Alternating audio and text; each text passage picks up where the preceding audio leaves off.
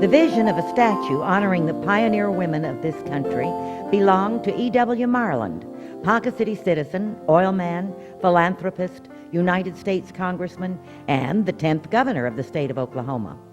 In October 1926, Marland invited 17 of the leading sculptors of the world to submit competitive designs in the form of small models. 4 months later, the models were exhibited across the nation, and 750,000 persons cast votes for their preference. The model receiving the most votes had been submitted by the English sculptor Bryant Baker.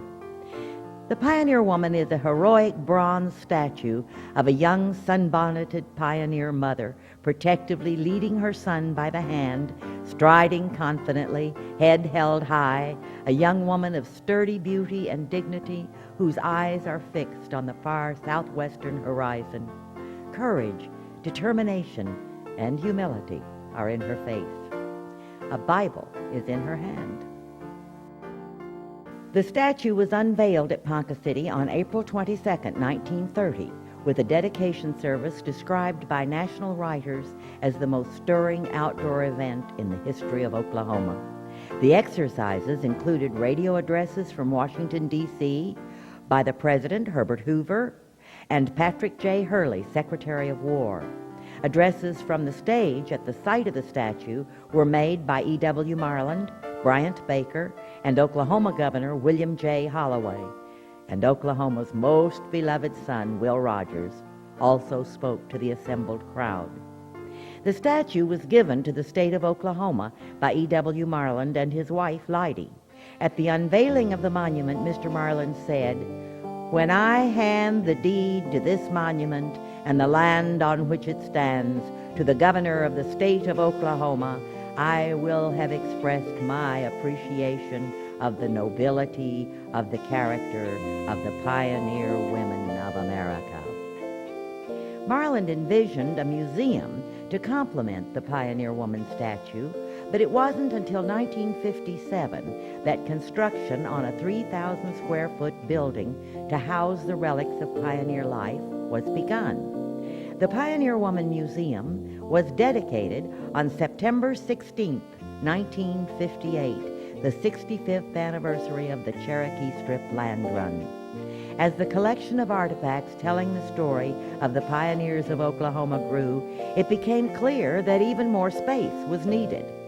So the citizens of Ponca City and the state of Oklahoma gave their support to a much-needed expansion, which opened in 1998 with 10,000 square feet of exhibition and storage space and a renewed mission to preserve the legacy of the women of Oklahoma from all races, creeds, and nationalities who have made significant contribution to the development of the state and the nation, and to tell the story of these women for generations to come.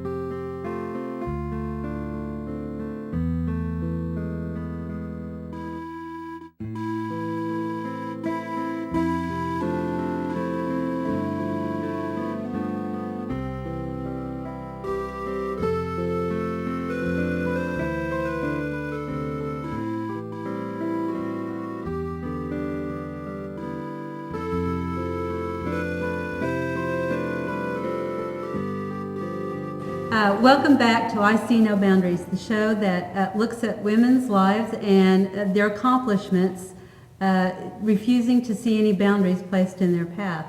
My name is Valerie Haynes, and I'm coming to you today from the Pioneer Woman Museum. And our guest today is Paula Branstetter, known to her friends as Dusty. And Dusty has the distinction of being the first woman to fly over the magnetic North Pole in a single-engine aircraft. Is that correct? That is correct. Dusty, thank you so much for being here today. Well, thank you for having me. This is an honor. It's my pleasure. Well, now tell me a little bit about your background education. Did you grow up in Oklahoma? Yes, in Sepulveda. Yes, you told me that. I'm And sorry. graduated from high school there and went to Oklahoma State University, which was at that time Oklahoma A&M. And there you met your future husband. And there I met Olin, yes. What were you studying while you were there? Secretarial administration, business administration. I loved it. I thought I was going to burn the world up, with my secretarial talents. And of course, they are completely obsolete now. Shorthand and typing, I just dearly love. But I thought the better choice was to be Olin's wife. And raise a family. And Yes, we raised 4 then sons. you found your way into a cockpit. That's right. That's right. So we want to talk about your trip, Yes. the accomplishment of flying over magnetic North Pole and being the first woman to do so. Even before we get to that, how long have you been flying? About 30 years. About 30 years. We were in our early 40s when we learned to fly. So life began at 40. You were in your early 40s when we got our license. Oh goodness! Yes. What made you decide to take a step like that, to take on something like getting a pilot's license At that point. At that point in your lives, most people are thinking about retiring or slowing down. My husband Olin was traveling at that time quite a great deal, and figured at the end of 1 year, based on a 40-hour week, he had spent 4 months in the car. And that, he said, was unproductive. So he decided to start flying commercial, which he did, but they weren't going where he wanted to go at the time he wanted to go. They were losing his luggage, and he was having long waits still at different places. So he wasn't quite accomplishing what he had hoped. And so he said, I believe I'll just get a pilot's license and I'll fly myself. Do you want to take flying lessons? And so I did, and we did. And we took ground school together and had all of our flight training together, got our licenses at the same time, and off we went on a lot of adventures. But it really sounds like, but not only you and your husband are pilots in your family. Is that true? That is true. We now have 2 sons who are pilots. One son, who was 24 in 1984 when we went to the magnetic North Pole, went with us, and that was his birthday present that year. So it's truly a family activity. Right. Then. We have another son, Paul, who has since gotten his pilot's license. Well, and had 2 you other sons. Had you ever thought about flying before the time that you and your husband decided to take this step? I have always loved flying. My father was a pilot and even did some aerobatics. His father, my grandfather, established the first airport in Sepulveda, Oklahoma, where I was raised, and the only airport that's ever been there. And so I was fascinated by flying, and it was fun, and I thought it would be fun to fly, but it did not seem a reality. It didn't. It was a fantasy type dream, not anything that I would think would become reality.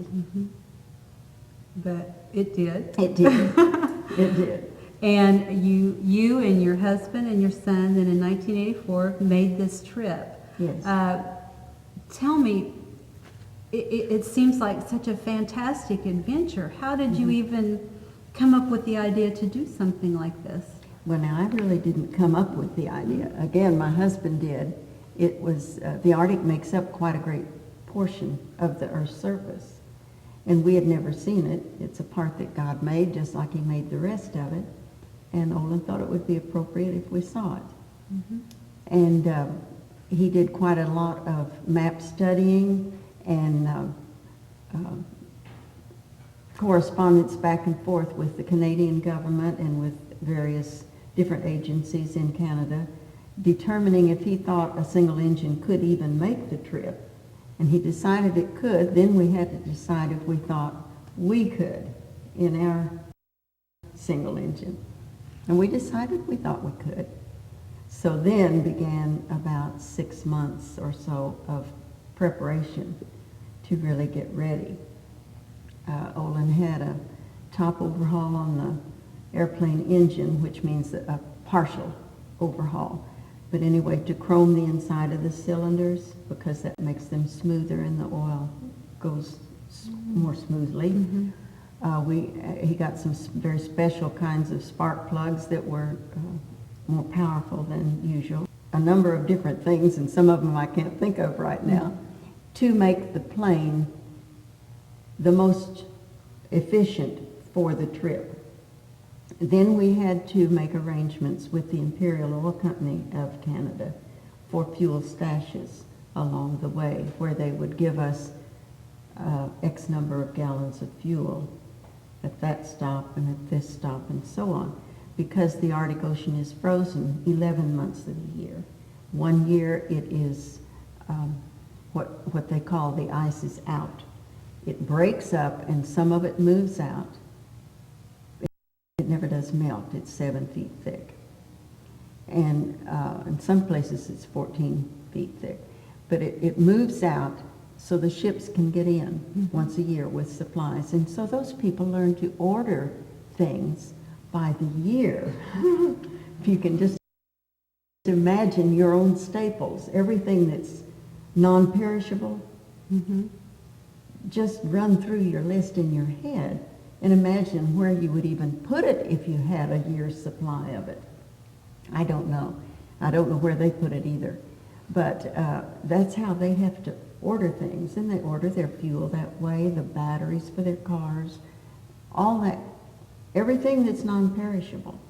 And so they had to find, the Imperial Oil Company had to find places that would be willing to give us, we carried 50 gallons of fuel, but 48 is usable.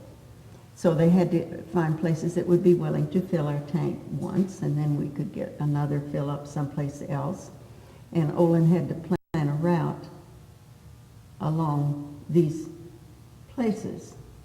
Now, as it turned out, pardon me. I was going to say, so this isn't a trip you make in one short flight. This is a number of stops along the way. Right. We carry 4.5 hours of fuel. And so at the end of 4.5 hours, either you land or the plane will land. So it's just as well to have a spot picked out. I would imagine. This does show our route on the globe. And the one on the right is our route going up to the magnetic North Pole, and then the one on the left coming back. And you did start from Ponca City. We did start from Ponca City, and also had a number of friends were at the airport, and there was even a representative from American Airlines and that kind of thing. Then Phillips Oil Company had agreed to pay for our fuel and oil on the trip, and so they wanted us to leave from Bartlesville. So we had 2 starts, and they wanted to use us as advertising for a year in return for the fuel and oil. But they're very wise people, and they said they would pay for the fuel and oil if we got back. So we got back, and they paid for it. Well, worked all the way around. That's right. Worked out well. Well, you left Ponca City then, or Bartlesville, your 2 starts, and what is how much time elapsed before you actually flew over the magnetic North Pole? I believe we left on the 23rd or 4th of June and flew over the pole on the 29th. We were gone 2 weeks, but part of that was coming back. Yes. So, and on this trip, it was you and your husband and your son. Is that correct? Jack. Well, tell us a little bit about your adventures. I know you had a lot of adventures on this trip. Well, first let me go back to some of the preparation, because I didn't quite cover that like I should have. We did make a trial flight to a point in Nebraska that we had figured was the distance from our last Eskimo stop up around the pole and back. So this was going to be as though we were going over the pole. We loaded the plane with bricks to gross load so that we knew whether or not we could make it with our heaviest load, because we'd have to start out with full fuel tanks to make it. We carried 4.5 hours of fuel. So we flew to, I believe it was Kearney, Nebraska. I think that was it. Anyway, we made that flight up and back with our instruments turned off, so that if none of the instruments were working, we still would know whether or not we could get up there and back with our dead reckoning. And so we did that, and we got back to Ponca City and decided that was helpful. I had to weigh and tag everything that we were going to take, because we can only carry so much weight in an airplane. In your station wagon, you can, or your van, you can put everything in there that you can cram in and pile it up on top, and if the tires don't blow, you can go. But that's not the way in an airplane. You have a definite weight limit and a balance limit for the load. So we could use the baggage and one passenger seat for our luggage. And the Canadian government, to go into their wilderness, requires quite a great deal of equipment. One item was 7 days of food, another was 7 days of water, which is very heavy, a gun, a knife, a snare wire, emergency equipment, space blankets, quite a list of things that we had to take. And then we took sleeping bags and a tent in our luggage and various things like that we got in there also. My suitcase, for instance, was about this long and about this wide and about that deep for the 2-week trip, and it just had to all go in there. So you can pack light if you have to. Anyway, we took off, and then your next question was some memorable events on the trip. Okay. There were a number. We really felt that God had given us this opportunity to make the trip. And we believed it was because he knew we would give him the glory and tell about it when we got back. So we really felt that we would go up and back. But there also were a number of crises on the trip. There were some definite stressful moments. We've had people ask, "Weren't you scared to death?" And no, we weren't. We weren't scaredy afraid, because we have our reservations in heaven, and so we know where we're going when we leave here. And it really isn't that important whether we make that step while we're in the Arctic or if we make it while we're at home. But there were stressful times. And again, I believe that was because he would get more glory if people could see what happens when God is in control, how he can take care of things that we can't, that we have no control over. For instance, we had one when we had to rearrange our route because we could not get fuel in one place. Well, we could have gotten it, but they wanted $1,500 and an arm and a leg, and we declined. That was for 50 gallons of fuel. Oh, goodness. Yes. So we made a different route, but in doing so, there was one flight, and the pilots call it a leg, but one flight from Cambridge Bay to Resolute Bay, which was our last Eskimo village, that was longer than we had fuel for. We could not make it just with a no-wind situation or a headwind situation. We had to have a tailwind to help push us to get to Resolute Bay. And that was a distance comparable from Ponca City to Nashville, Tennessee. And we had to have a tailwind all the way, but there was an airport and a weather station at Cambridge Bay and one at Resolute Bay, but nothing in between to tell us if the weather was the same.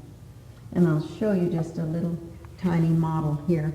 It's an accurate, exact replica of our plane, which is a single engine Piper Cherokee 180. It's a low wing, It has 4 seats and a baggage compartment and 1 propeller. So that one little propeller had to do all of the work. We did get a tailwind at Cambridge Bay and one at Resolute Bay. Now what it was in between, nobody knew. But we had to just trust that God was going to make it the same all the way. And I flew that leg of the flight, and the air was clear and good at first. And then we ended up over clouds, which is less good in the Arctic because at that time there were no instruments available in the plane nor on the ground to relate to help you navigate. There were some, I say none, there were some, but not many. So anyway, then we got to the point where we were in clear skies again. We got to Resolute Bay Island and Little Cornwallis Island, and the island was covered with fog when we got there because the land is warmer than the ice and it makes kind of like our breath in the winter. And I could not see the runway at all. We had probably 15 minutes of fuel left. I made a circle around and came back toward where the runway should be. And I just said, Lord, you fly it and you land us. You make it possible. And the fog just lifted and we landed. But later, back in Ponca City, 2 women who had agreed to pray for us while we were gone came to me separately and said, Dusty, what were you doing on such and such a day? Because we had such a burden to pray for you that we had to stop what we were doing and pray. And I said, I don't know, but I'll look in my diary. And when I looked, it was when I needed the fog to lift. And so intercessory prayer is very important. And when someone agrees to pray, pray. I have learned that I can pray with people. If they ask me to pray, I'll pray with them in the grocery store or on the street or in their car or wherever it is, so that I know for sure that I have met their request. I have prayed. Maybe I'll remember and pray again. But anyway, it was very important then. While we were at Resolute Bay, then from there we had to get a good weather day to go up over the pole and back. Again, we needed a tailwind at least one way to get there and back. So we filled our tanks, and on June 29th, Olin was at the weather station, and they said, it looks like you're going to have high, thin clouds, nothing that will bother you, and you have a tailwind. It looks good. So he called Jack and I at the house where we were staying and said, come on, we're going. We left and landed on Little Cornwallis Island, which is a smaller little island off of Big Cornwallis Island. And there is a lead and zinc mine in that island. The ore is inside the island. And they have a runway. And they let us land and just put the little bit of gas in our tanks that we had used from Cornwallis up to Little Cornwallis. And that was fascinating because their mine and their living quarters are all under the ground. And they have all kinds of things under there, cafeterias and living rooms and playrooms and exercise rooms and bedrooms and dining rooms, all of this under the ground. At any rate, then we left from there and flew up to the magnetic North Pole. Now, the magnetic North Pole is a field of magnetism about 70 miles under the surface of the Earth, and it moves in an elliptical circle, just a constant moving of it. When we were going, it was under King Christian Island, which certainly facilitated the navigation because you can pick out King Christian Island on the aviation chart on the map and see exactly where it is. And when you get over it, you know you're there. Now, the compass doesn't really help you much on that because from Hudson Bay on, the magnetic compass was unreliable. It just wandered around everywhere. When we got that far north, up by the pole, it tried to point down, only it can't do that because the instrument isn't made to point down. But anyway, we each took a turn flying over the pole. Olin couldn't crawl back and forth across the seats. It's not very roomy in the plane. But he could scoot back and forth from the pilot's seat to the co-pilot's seat. So he would scoot over. Whoever was in the co-pilot seat would climb to the back. He would scoot over. One of us, Jack or I, would climb up. We'd take a turn around the pole. The person in the pilot's seat would climb back. The other person would get back in the pilot's seat. So we worked it out. But anyway, everybody got a turn around the pole. And not only were you the first woman to fly over the magnetic North Pole in a private aircraft, but your husband and your son were, they established firsts as well. The first men, that's first right. men and the first family. That's right, the first family to fly. And then we started back, and there was a rainbow over there, just for us. There was no one else in the world to see that rainbow that day. And so we just felt God's promise. And flew back then to Resolute Bay. I believe it was 4:44, something very close to that, when we actually went over the pole. And we got back to Resolute Bay then later that evening, and had made a successful flight. So that was that. Now, we stayed a couple more days there, just so we could see that island and see some of the interesting things on it and visit with the people that were there.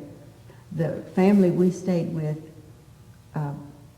rented out rooms to adventurers and travelers, and while we were there, the British Broadcasting Company had a team there doing one of the specials that they have on TV, those nature specials, and this one was on seals, I believe. And there was also a French doctor scientist there that was planning his walk to the Geographic North Pole. He did try it the next year and did not make it, but he was rescued, and several years later he did it. So that was quite a trip as well, but it was interesting. Another really memorable event was when we were flying from Cambridge Bay on our way back home, from Cambridge Bay back to Baker Lake. And this is over an area that is called the Barrens. And it is absolutely nothing but tundra and lakes. There was a family called the Idlutes who lived, she and her husband, with some of their children out on the tundra in the traditional Eskimo way. And that means they lived in a tent with absolutely no modern conveniences. And she made this Eskimo boot and slipper.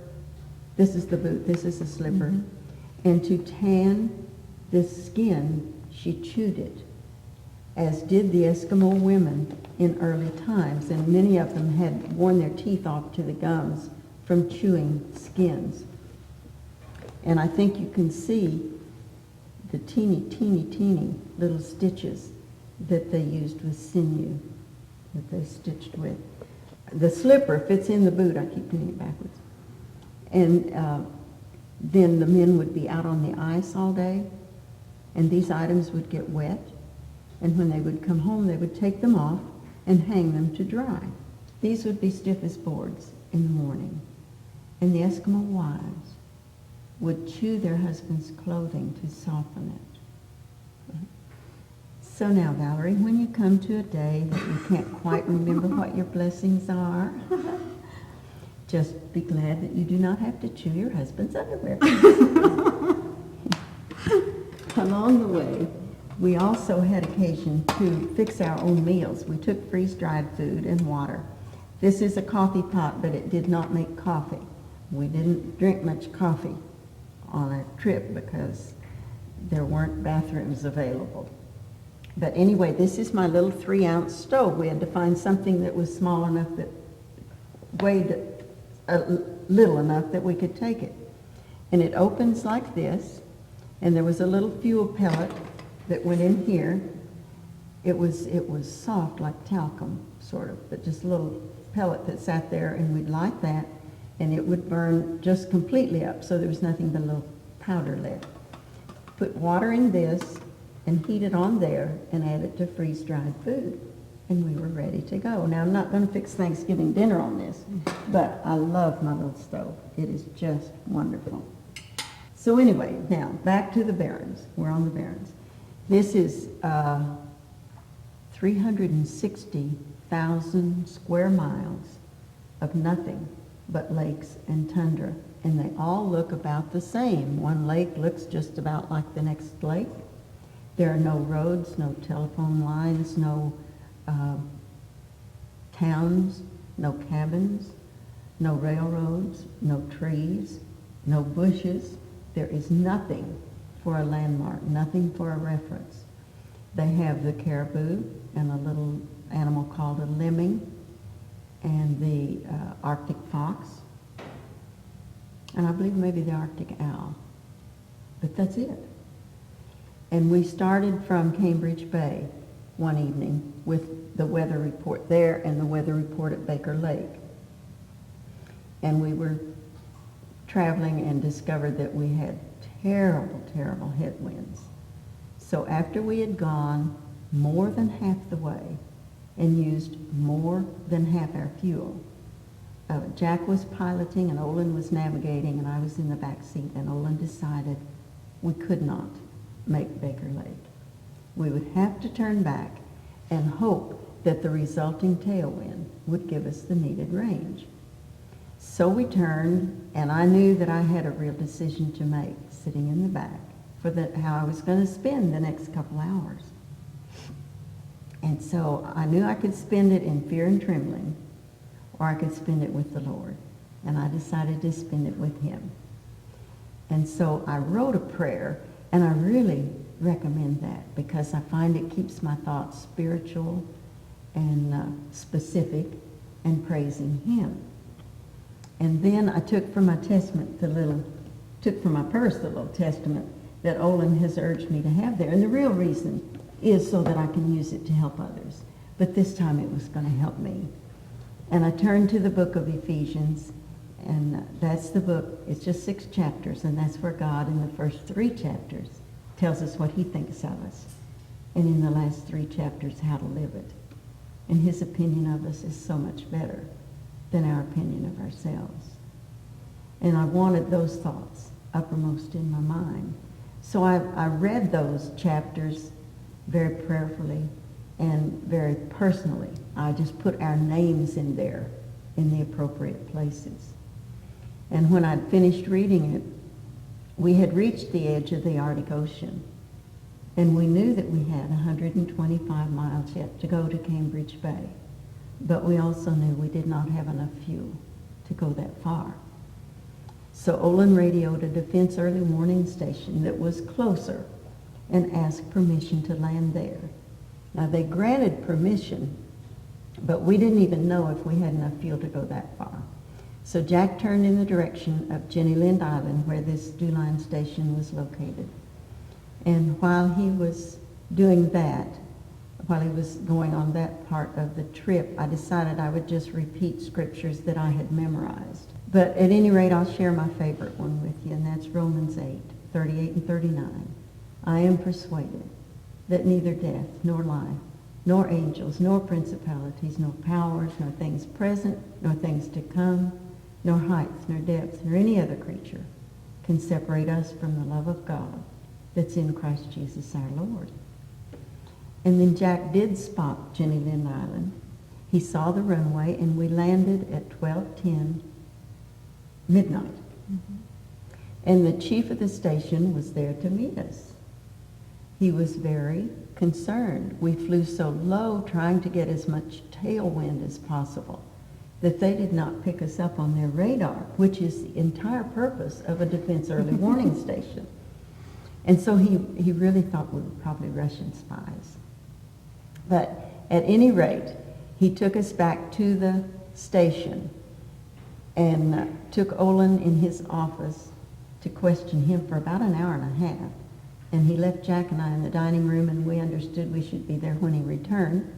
After he had questioned Olin for that long length of time, he finally concluded that we must be who we said we were. But he really did find it difficult to believe that we were 3 people from Oklahoma in a single engine airplane up to see the Arctic. And he did tell us that anybody was a fool to be there in anything less than a DC-3. But we didn't have one of those. Anyway, there are 11 men at that station, and they have tours of duty 6, 9, or 12 months long. And during that length of time, they see no one else, not their family or their friends, or no one comes there. There aren't even any animals on that island. And so they were thrilled to have a different evening. Faces. Yes, different faces. We were there 22 hours before someone found some fuel. They finally remembered that the wildlife had stashed some fuel there several years before, and they were able to get permission for us to use some of it. So anyway, we got to spend the night, although when we were there, I say spend the night because it's the natural thing for me to say, but we were there in June, and it was daylight all the time. And so there really was not any spend the night. It was just when you sleep. We went to our rooms to rest. And I did kneel down and thank God for the safety of our landing, but I also thanked him that during that time I was not in fear and trembling, but in close fellowship with him. And I would really urge you, I would urge anyone to have God's word with you at all times, because he will give you opportunities to use it. And believe what it says. Use it to encourage others, and know that God can make good out of any situation. It's sound advice. Yes. It sounds like a wonderful adventure. It was a wonderful, once-in-a-lifetime adventure. Knowing what you know now, having gone through it and had all these years to reflect back on the trip. If it was to do all over again, would you? Oh, heavens, yes. Now, I want to be clear, I don't believe we will do it again. Mm-hmm. We've done it. Yes. But even knowing the experiences that we had that were most challenging, Mm-hmm. yes, because we learned to trust the Lord more. We grew spiritually and emotionally, and even in strength of character, just to know that ordinary people, and that's what we are, can do extraordinary things if they trust God and just try. Just try. So I would really encourage anybody, if you have a dream, if you have something that you even think is a fantasy type dream like I thought flying was for me, go ahead and try. I think that's wonderful advice. Dusty, thank you so much for being with us today. Oh, it was my pleasure. And thank you for being with us, and join us again for I See No Boundaries. Bye.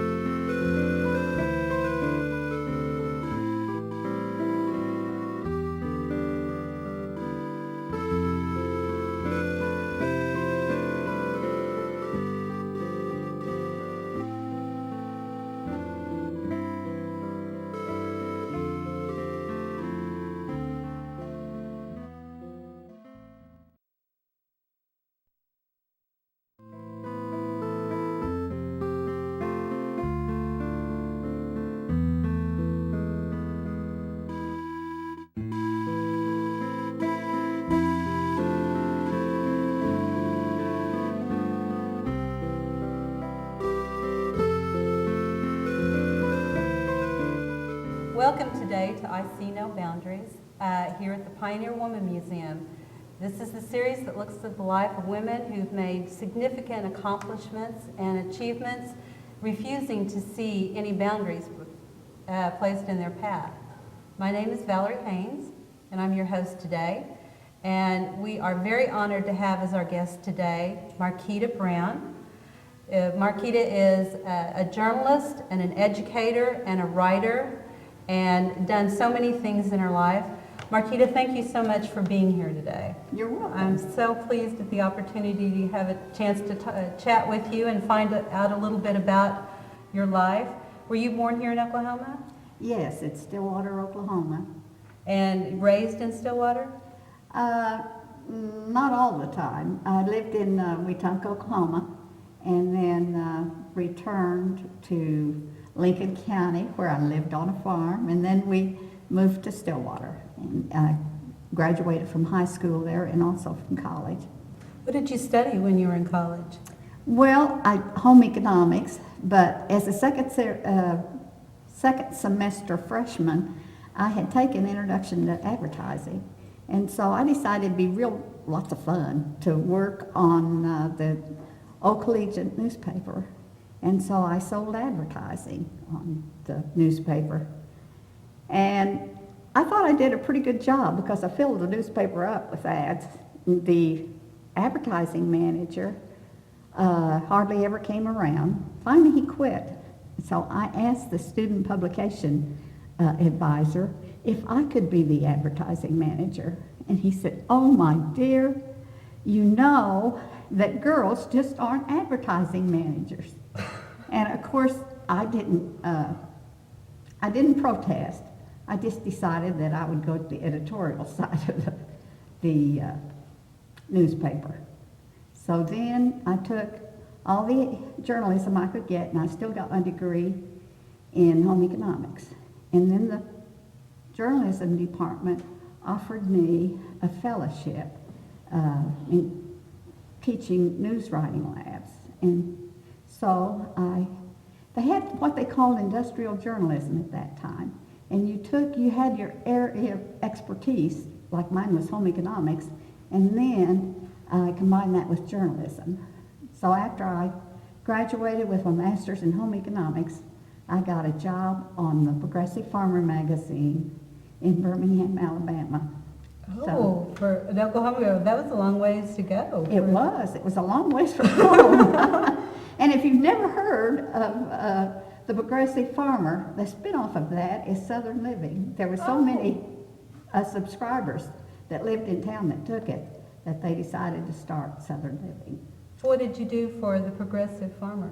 I edited the copy that came in for the home department, and then I had a quilt collection that I took around and gave addresses to the talks to the home demonstration clubs. And then I judged some of their contests in home and kitchen improvement and home improvement. So it was fun. That sounds like an exciting career. And now, when was this? This was in 1948 to 1950. And then I became ill, so I came home to recuperate. And I was home a year, and during that year, I married my college boyfriend, Graydon Brown. So I didn't return to Birmingham. And we moved to Ponca City then in 1952. He was employed by the Conco. And we raised 4 children. And when my youngest started to school, then I went back to college and got certified to teach English and journalism. And you taught here in Ponca City? Yes, I taught at East Junior High, and I was advisor of the Blue and Gold. And the Blue and Gold is? The school newspaper. Now, I understand that while you were their advisor, they received a lot of recognition. Yes, we did. As a matter of fact, we were the first junior high staff to win the All Oklahoma rating when we were competing against high school newspapers. And so after that, they had 2 separate categories, one for the high school and one for the junior high.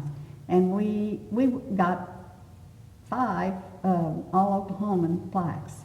That was from the Oklahoma Interscholastic press association that came out of Oklahoma University, Interscholastic Press Association out of Columbia, New York. So, and we entered their contest, and we won a national awards there. And then some of my students won individual awards from each of these press associations. So I had wonderful students that did really well and achieved. So how long did you teach here in Ponca City? I taught for 15 years. 15 years. Yes. So you started as a home economist and then became a journalist and then for 15 years taught here in Ponca City? And Yes. That's a varied career, just at that, but I know you didn't stop there.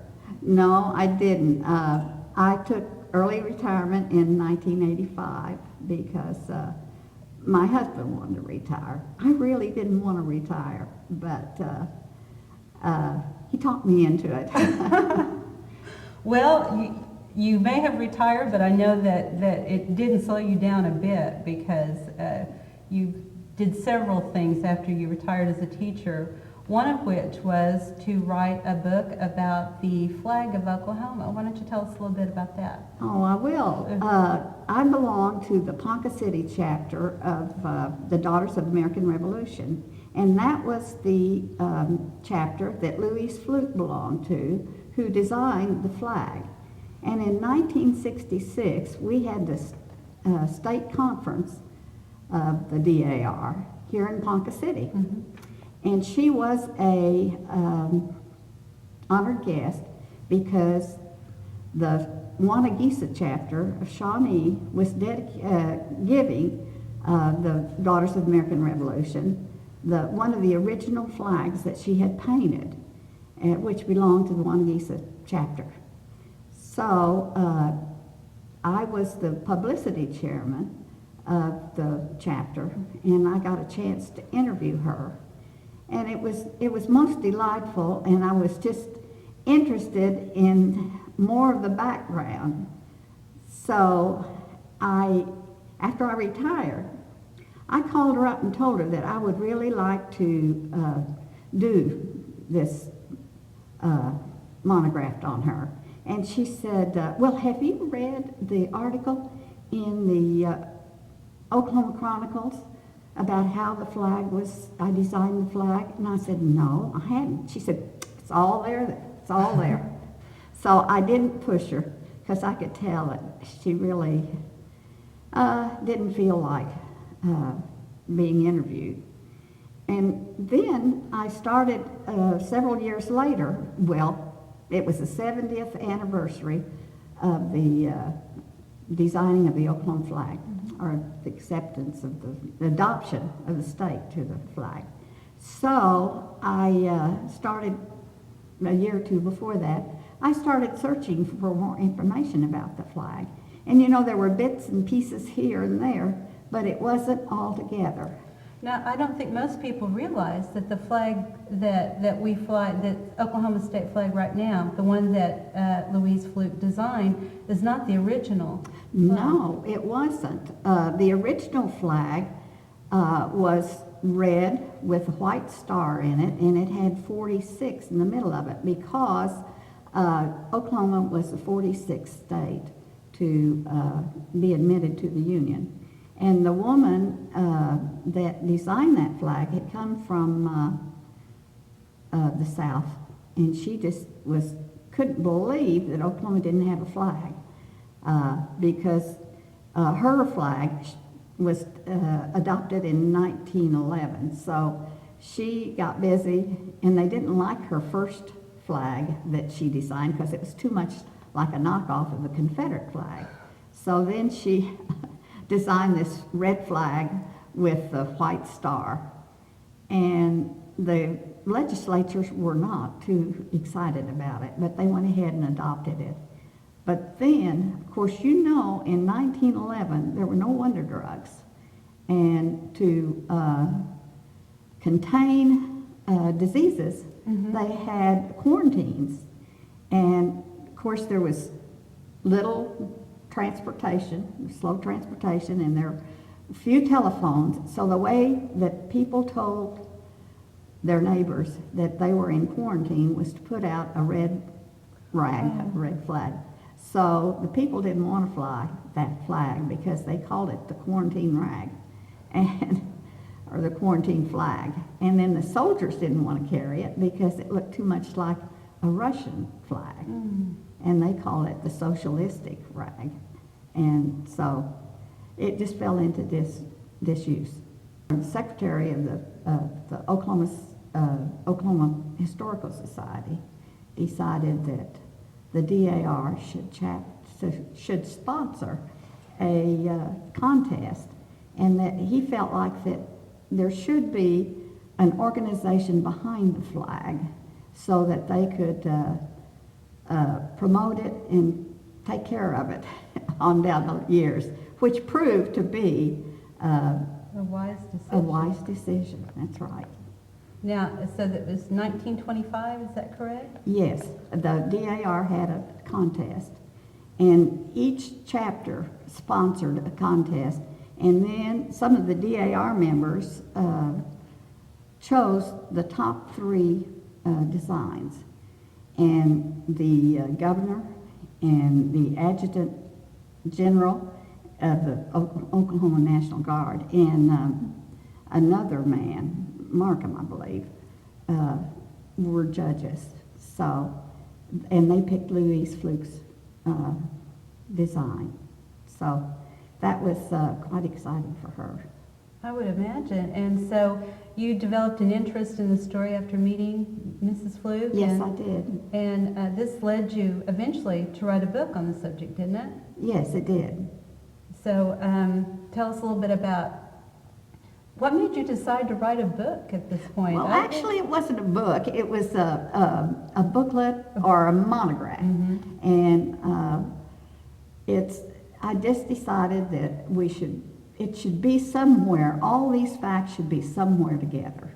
And so when I started working on it, I found out, it's a work of art. It really is. And it's hard to reproduce that. And so about 18 years after it was reproduced, people started complaining about it.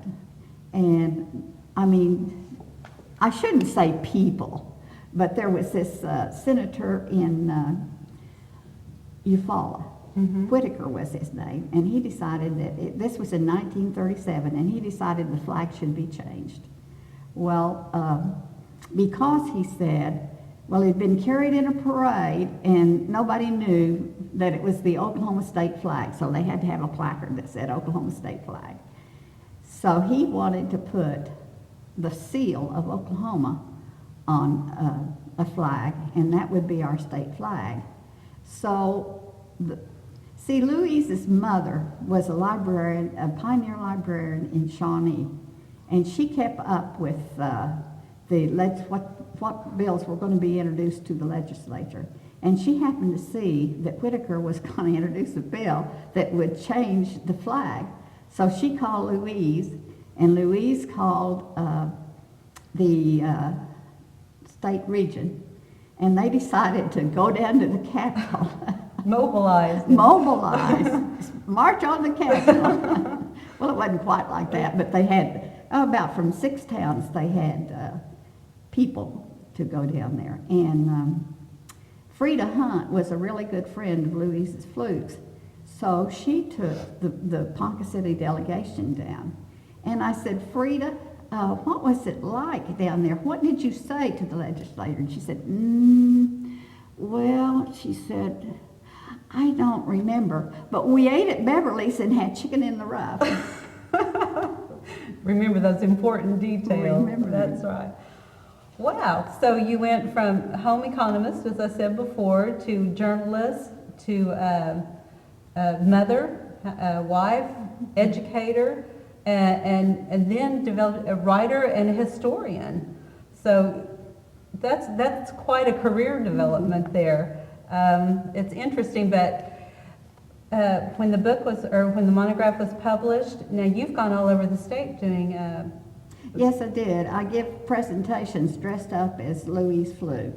Of course, I always have a hat on, always have my gloves on and carry a purse. And one of her favorite colors was navy blue. So I have this navy blue dress. And I think I do a pretty good job of representing Louise Fluke. The only thing is, she was really laid back. And I'm animated. And so I don't want my audiences to go to sleep on me. So, you know, I put a little bit more personality into it than she might have. And so you've added actress to your list of credentials as well. Oh, that sounds so interesting. But that wasn't the only thing you did after you retired. As much as I know that you were involved in the effort to save the Cultural Center here in Ponca City. Yes, that was, I knew so many friends, Hattie Mertz and Lucille Powell, and they were friends of mine, and Hattie had worked so hard to get that Cultural Center, get her husband, Jack Mertz, was on the board of city commissioners, and he was really instrumental in getting the city to buy the Cultural Center. And they bought it because they wanted to move the Indian artifacts down. They wanted to get them out of the public library into a place of their own. Mm-hmm. And so that's why they were so interested in buying Marlon's grand home. And this was Marlon's first home here in Ponca City. First home, that's right. And they named it the Cultural Center. That's what they call it until recently they've changed the name to Marlon's Grand Home. And in 1997, the city's commissioners decided as an economy move that they would sell the Grand Home. So Kathy Adams was in charge of the historical buildings then, and she called a meeting, and she said, now, it happened to be at the L.A. Can Garden Center, and she said, well, now, it's like this. If you really want to keep that Cultural Center, then somebody's going to have to come forward and be the chairman of the committee to keep it and work toward that end. And we all looked at each other saying, well, why don't you do it? Why don't you do it? Guess who did it? So I decided to be chairman of the group, and I had a lot of good help. And so we organized information, wrote information, and put ads in the paper to urge the people to vote to keep the Grand Home, because the city commissioners had finally decided, since there was opposition to it, that they would put it to a vote of the people. So we worked really hard to ask the people to vote to keep the Grand Home. And they voted. They did. So then we formed a foundation. I was president of the foundation. We formed it, and we got a tax-exempt status, a nonprofit status for the. And we started having, in the July of 1997, we had an ice cream social on the lawn and a membership drive. And there was a band that volunteered to play, and we gave free tours of the home, and we got quite a few members. And so we were on our way. And we sponsored Pioneer Heritage Day, which was at the Grand Home. And we had a style show there, and we had different people come in and do special things like sing, and we just really went all out for it. And then we had an author, Goebel from Tulsa. Danny Goebel. Yes. Mm-hmm. We helped the Chamber of Commerce sponsor that in Caw City, which helped. And so we've just, and now then, in 1999, my husband and I decided to move to Oklahoma City. And I really didn't want to go because I didn't want to leave Ponca City and the Cultural Center project. But I don't know why I was worried about it, because the board and the people that are in charge of it have done such a wonderful job. Sandy Graves took over as president, and Paula Denson has worked so hard on doing things for the grand home that it's just, I've been really pleased. But it wouldn't have happened without your leadership in the beginning. Ponca City might have lost an important treasure to the history of the city. Well, and I understand that even now you live in Oklahoma City, but you're still writing. That's right. At first, I didn't want to go down there. We live in Epworth-Villa. My husband's in ill health. We discovered in 1998 that he had some dementia and was suffering from Alzheimer's. And so the doctor said, well, you better find a place to live. And while I hadn't wanted to go before, I said, well, if that's what you think's best, that's what we'll do. And I asked my husband, I said, are you afraid because you have Alzheimer's? And he said, yes. And I said, would you feel safe at Epworth-Villa? And he said, yes. So we went. And I thought that I would be down there sitting doing nothing. But I find that I'm just as busy as I ever was. And one of my joys is writing. We have what we call a write group. That's W-R-I-T-E. And a professor from OCU comes out 8 weeks in the spring and 8 weeks in the fall. And she gives us assignments and we write about them. And this year, she's bringing her students with her. So we have a combination of senior citizens and college students together in a writing group. So that's nice. And you've completed several writing projects. Yes, I have. I've written, of course, one of my passions is genealogy. And so I have been writing about my family stories. And last Christmas and this Christmas, I made booklets up, probably about a dozen stories in each booklet, and have given them to my relatives as Christmas presents. And so, and I also have in writing a book on how I found many of my ancestors, because I didn't have,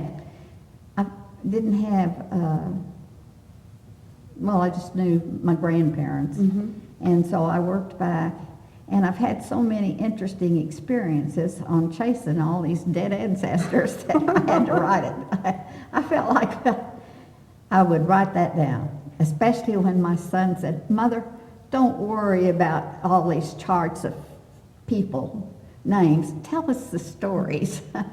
So that's one reason I got started on stories. Well, and it sounds like that you have a great amount of experience in doing that. I look forward to seeing those things published. Can't wait to read them. Well, thank you. Before we let you go today, we like to emphasize the fact that you and other women like you have made so many accomplishments throughout your life and refusing to see the boundaries that are placed in their paths. Marqueta, now you told me that this was an original piece of art by Louise Fluke. Yes, it was. She made these little miniatures and she sold them for $25 a piece. And there are a lot of people in Ponca City that have them, and they really treasure them. This is a hand-painted picture of the flag, her idea of her design for the flag of Oklahoma. Yes, and she said specifically, she didn't put the words Oklahoma under it, which was added in 1941, because she said that wasn't the way she designed it, and she wanted this design to be her original design. So that's why she didn't put Oklahoma on it. Well, what was the inspiration for her design? She visited the State Historical Society, and she saw this picture of the Choctaw regimental flag that the Choctaw unit in the Civil War, they fought on the southern side, carried. And so she thought that was quite attractive. She liked the design there. And then as she walked along, she saw this Osage war shield. And it had what looked like a Star of David on the center and then crosses around. But these were all Indian symbols for stars. And so she chose to use the little crosses as stars. And then she saw at the Historical Society a peace pipe that was made out of beautiful wood, and that really caught her eye. So she decided to, against the background of blue, to have this Osage war shield with the eagle feathers hanging down, and then she put the peace pipe across it. And she thought, well, these are Indian symbols, and that she should have something that represented the white person, and so she put the olive branch in across it too. And that is one thing that the flag stands for. It stands for peace and unity among people. What an inspirational story. Yes. And so then her friend, one of her friends, ordered one of these for every one of her grandchildren. So Louise thought, oh, these are going to children, and they might not realize what these symbols were. So on the back of them, she wrote by hand what each symbol stood for, and then she signed it, and then she laminated it, and sometimes she typed it, but she put that on the back so that the person who had it would know. Wow, what a wonderful story, and what a wonderful artifact to Yes, have. it is. Thank you. What advice do you have for young people today who are just beginning on a career or the accomplishments they have still to achieve? Do you have any kind of words of advice or wisdom or encouragement? Well, I'll tell you one thing that really helps, and that's a good attitude. I learned that in Vacation Bible School when I was 5 years old. But anyway, it's good to have a good attitude and to have an inquiring mind and being nice to people. You know, people can really help you a lot. And if you let them and know that you're really interested in them, and those two things will get you a long way. Oh, Marqueta, thank you so much for being with us here today. I've enjoyed this so much, and I know that our viewers will find it so wonderfully interesting. Thank you. Thank you. Thank you for joining us today for I See No Boundaries. We'll see you next time.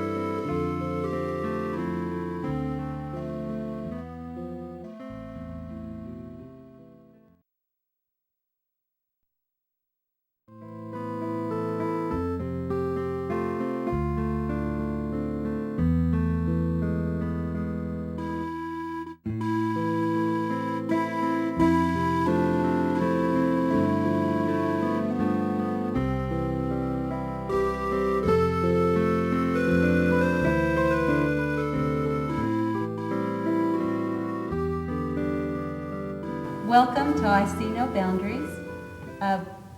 I'm your host, Valerie Haynes, coming to you from the Pioneer Woman Museum. And our guest today is longtime Ponca City resident, Erma Carmack. Erma's enjoyed a long and successful career in nursing and healthcare. And we're going to talk to her a little bit today about her career and some of her interests. Thank you so much for being with us today. It's quite a pleasure and an honor to have been asked. Oh, well, it's an honor for us to have you here today. Now, your name is Erma Carmack. What's your maiden name? Burleson. Burleson. And you were born and raised here in Ponca City, No, correct? I was born in Grady County Oh, okay. on a farm, and I attended Chickasha High School. and wanting to enter nursing training. Ponca City was the only one that was available at the time. When one is 18, after waiting a year from graduation to enter nursing in St. Anthony Hospital in Oklahoma City, where I planned to enter, was full. Oh. There was an opening in Ponca City, and here's where I came. And for some reason or other, you meet someone and you raise a family and you stay here. And here you still are in Ponca City. And I have enjoyed the life here. Oh, well, that's wonderful. Well, as a young woman, 18 years old, graduating from high school, and what year was I that? graduated in 1936. In 1936. Did you always know that you wanted to be a nurse? From the time that I was about 12, when my mother was in the hospital, I don't remember what the nurse's name was, what she looked like, but she was so caring. That was when I made a decision, that's what I'm going to do. At 12 years old. And my family discouraged it, particularly my grandfather. He said, nurses don't have a very good reputation, and they didn't at that time. But it has changed over the years. Well, now I wasn't aware of that. They didn't have a good reputation? Was it considered... During the war, nurses were very necessary, naturally. And men took advantage of their being the only women around. Oh, I see. But you didn't let that stop you. You I decided was to... determined I wanted to be a nurse. Where did you went to nursing school here in Ponca City? We had St. Joseph's School of Nursing. It was a 3-year school. And because we were away from here in the northern part of the country, away from all the other things, I think they developed a really good program here, where we got as much as a lot of them did if they went on to graduate school. And did you enjoy your years I of training? enjoyed it. And I did private duty for a little bit, and I had one of our local, an old-time physician, approach me and asked me to come to work for him in his office. It was less pay, but I felt honored to be associated with him, and I met people from all over the county and surrounding area who attended him or came to him for services. And I just have enjoyed this area. Well, that's wonderful. So you trained for 3 years here. Yes. And, well, what did you enjoy most about your nursing career? If you had to name one thing. Well, I cared for, when I was in nurses training, I was on the pediatric ward and cared for children so much that I enjoyed that facet. And I think this influenced the things that I have done since then in public health and the classes that I have developed here in Ponca City and all that sort of thing. Oh, well, that's interesting. Was there anything that you didn't care for as far as in your career? It was all a part of it. It's hard to Identify one thing or another. My grandfather was afraid that I would have, he discouraged it because he said I would have to catheterize men. And that was something he just couldn't foresee. But at that time, we had a custodian who did the male catheterization. I did have the opportunity and did this one time in my career. But now, it couldn't have been easy being a young woman trying to start a career in nursing in a time when, as you said, people had ideas about the profession, and sometimes that weren't quite as flattering as they should have been. Did you run into any difficulties? I didn't. You didn't? You just... No, it was, I think it had changed over the years, but this was my grandfather's thinking, and he tried to discourage me from doing this. Well, now I know that you met some famous people in your career as nursing, and you did some nursing for E.W. Marland. I did care for E.W. Marland, yes.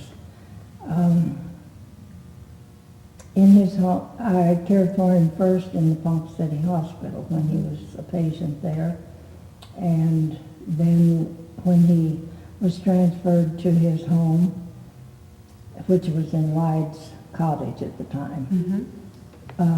I went there, and I left his case long enough to take a vacation with my parents who were making a trip to California, and I'd never been there.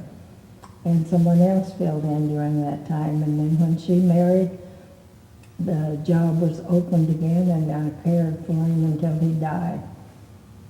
Well, One of three, he had round-the-clock nursing, 3 different shifts, 8-hour shifts. and what did you think of Mr. Marland? He was the most courteous person to us. I've heard all sorts of stories about him, but he was very courteous to us girls. I spent after his personal care, the time that he was awake, I spent reading to him. I can't have enough fingers to count the books that I read to that man during the time that I cared for him. Was there something in particular that he enjoyed listening to? He just enjoyed being read to. Just anything. Well, that's interesting. A brush with history. I understand that after you nursed Mr. Marland for a while, that you received a gift from Mrs. Marland in appreciation. This is a folder, stationery folder. And you still have the gift card. The gift card that she gave me said, "I thought you might feel this to be of some use. Mrs. Ernest Whitworth Marland." On the back she had written, "Just exchange it for something else if you can't use it." Can you imagine her thinking that I would exchange a gift from her? Oh, well, obviously it looked And like... I am selfish that I haven't donated it to the Marland estate. Well, But I just can't let go of it. I think it's a wonderful remembrance. And now I know that Mr. Marland wasn't your only famous patient at the time, too. Didn't you have for a short time, nursed J.P. Morgan, I correct? took care of Mr. Morgan when he was a guest for Dan Moran, yes. And he really didn't need a nurse care, but they thought he did. And then I accompanied him from here to Chicago on the train. They felt that Mr. Morgan needed a nurse available. So I had that opportunity. So it's been interesting. It sounds like it. And what kind of person was J.P. Morgan, from your experience? Very, very quiet. He read most of the time. He always had a history book in his hand. Well, how interesting. Well, not only with you had these brushes with history for a young woman beginning a nursing career. That must have been very exciting. Very brave of you to do something like that. You didn't think of it as bravery. It was just an exciting part of your work, and it was different than just the plain old getting up and going to the hospital every day. Well, it sounds fascinating. Now, you said you met and married here in Ponca City. I was working for this Dr. Knuckles physician who asked me to leave private duty and come to work for him. Mm-hmm. And I was working for him when I met my husband. And after a few weeks, we decided that a ready-made family, he had a 13-year-old daughter when we married. Oh, And I was ready to be a housewife, so, mother, and all that goes with it. And I've enjoyed every step of the way. now, did you continue to work while you raised your family? No, I didn't. Not until my youngest, who was, I think, 2 at the time. This is when Sabine polio came out, and I volunteered at the Kay County Health Department to help with those clinics. And I became interested in what I saw going on out there.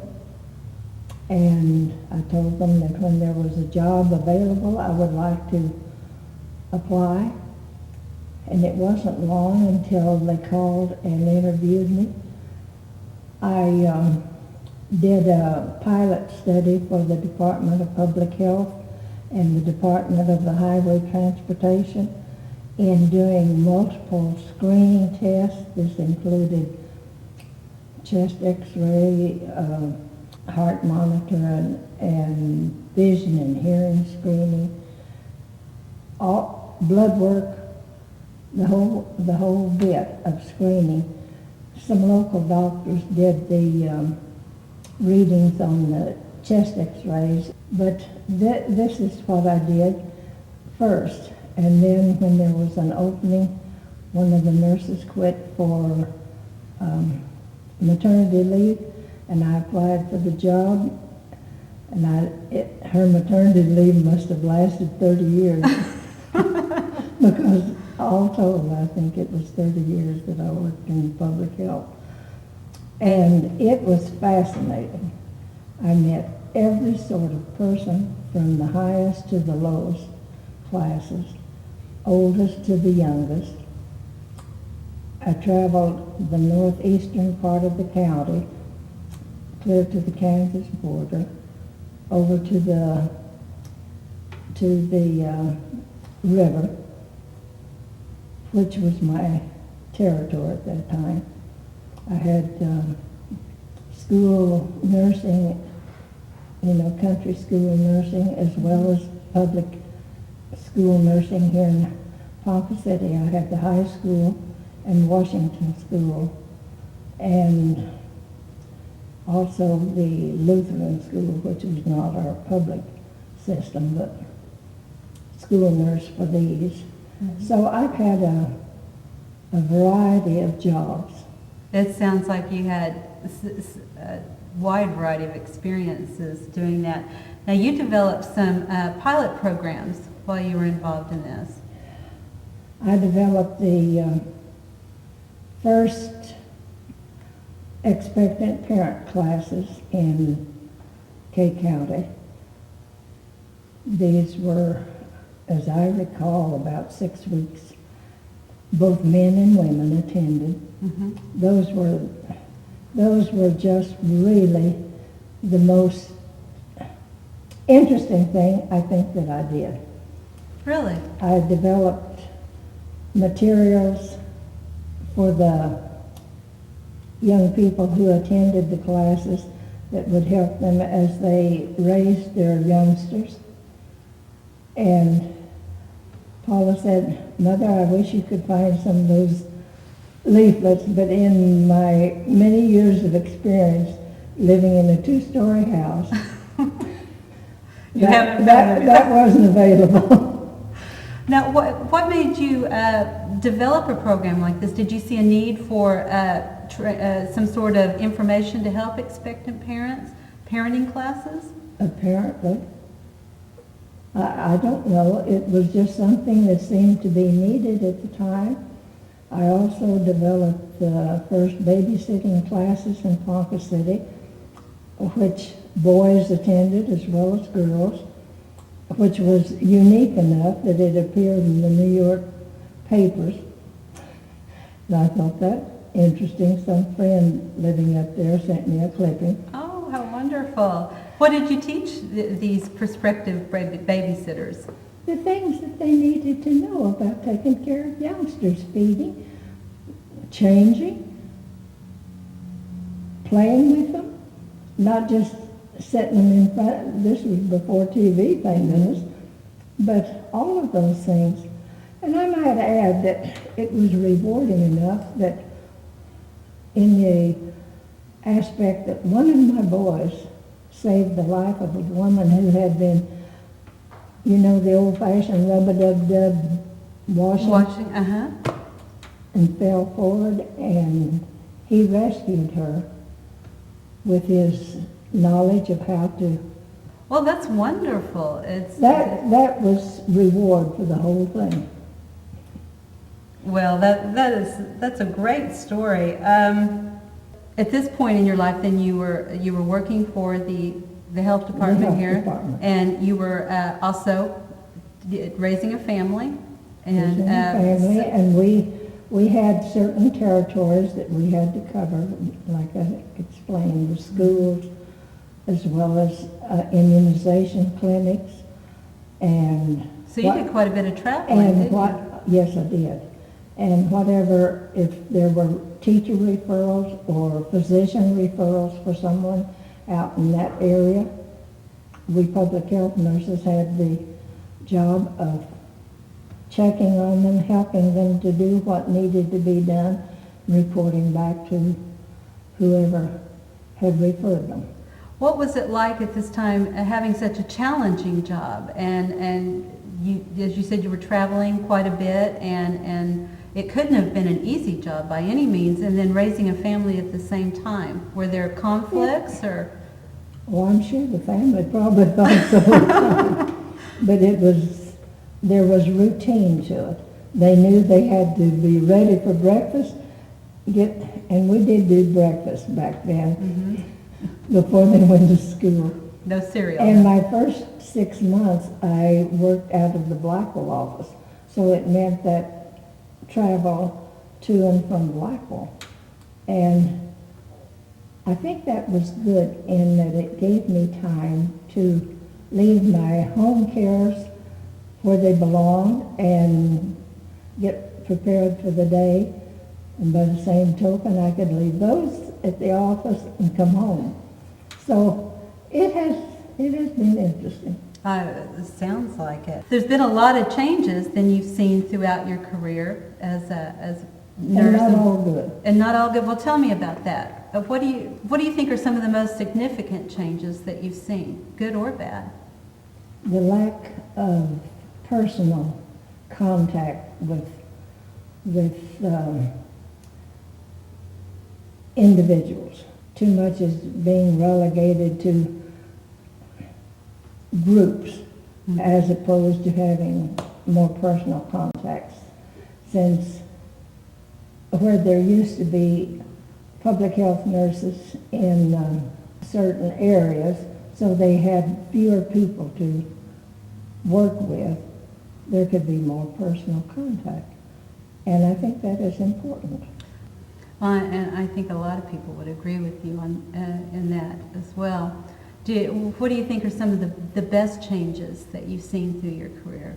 Oh, there's many good things that come with advance in medicine. So I can't point out one specific thing. I hadn't thought in those terms. You accept what the changes and do the best you can from there. I think that's a good philosophy to have. So when did you retire? When my husband had been retired 5 years, and my youngest daughter had all the education, college education she thought she wanted, I quit and traveled with him so we could hunt, fish, do golf, whatever we took a notion to do. And I raised boxers. That was one of my hobbies, aside from sewing and flower gardening. I enjoyed so many things in life. It's hard to pinpoint one particular thing. Well, I've been told that you have a lot of hobbies and interests, even outside of nursing, and your family as well. And it's also been mentioned that you attribute a lot of your success to your the drive for excellence and all of these things. If you're going to do something, it has to be done well, in my opinion. So if you were giving advice to young people today who's starting out on a career, Follow through. Finish up what you start it's good advice. and do the best you can. And enjoy it while you're doing it. It sounds like wise advice.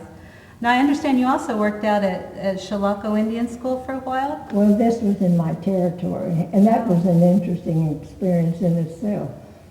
How so? Seeing the youngsters who were plucked up from their homes out on their reservations and brought to a school situation, It was a boarding school, right? a boarding school. They were some from as far away as Alaska, and those children trying to just acclimate themselves to Oklahoma climate. Mm-hmm. That in itself was hard for them. But I have seen youngsters standing outside the building just crying. They want to go home. Oh, that must have made a big impression on you. And the school nurse was an old Norwegian nurse, and she was wonderful. They couldn't have had a better nurse. But she would tell the story of these youngsters. So many of them had different medications. And when they'd get to their dormitories, for something to do, kids would have parties, and they'd put the medicines in a hat and stir them up, and everybody took it. Well, Can't you imagine? that could be pretty dangerous. Now, I understand that you've received some honors in your career as well. Were you named Oklahoma State Nurse of the Year? That's right. And do you remember the year? No, I wasn't Oklahoma State nurse. I was Cape County. Okay. Final question here. If you could, would you do it all over again? Would you do things that... I would love to have the opportunity to relive it, if that tells you your answer. I think it does. Erma, thank you so much for being with us today. It's Erma Carmack, resident here in Ponca City, and thank you for joining us today for I See No Boundaries. Join us again next time.